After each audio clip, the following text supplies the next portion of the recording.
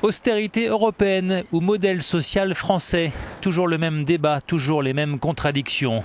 Pour la première fois, la dette de la France vient de dépasser la barre symbolique des 2000 milliards d'euros, soit plus de 95% de son PIB. C'est 2 fois plus qu'il y a 10 ans. Une dette qui sert en partie à financer le modèle social français, l'un des plus progressistes au monde, un bien précieux.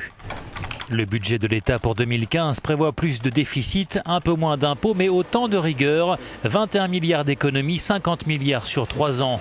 Les Français sont préoccupés par l'impact de ces coupes budgétaires sur un modèle social qui vise à assurer la santé et l'éducation pour tous, des retraites satisfaisantes et une législation protectrice des travailleurs.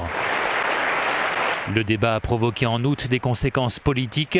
Le remplacement au ministère de l'économie d'Arnaud Montebourg, hostile à l'austérité, par le social-libéral Emmanuel Macron.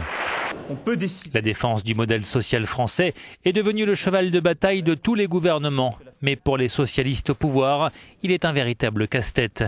Lors de son récent discours de politique générale devant les députés, Manuel Valls a pris la défense du modèle social, mais sans renoncer aux économies. Les parlementaires ont décidé que nous allions poursuivre cette route. Cette route, mesdames et messieurs les parlementaires, nous allons la poursuivre jusqu'à la fin du quinquennat, jusqu'à la fin de la législature, parce que c'est ce qu'attendent les Français, que nous nous retroussions les manches et que nous soyons à la hauteur des enjeux pour eux et pour la France. Je vous remercie de votre confiance. Je serai à la hauteur de cette confiance pour la France, pour les Français. Le gouvernement a annoncé en détail les mesures d'économie. Parmi celles-ci figure une division par 3 de la prime de naissance pour le 2e enfant ou encore une réduction du congé parental. Le modèle social français est en train de changer.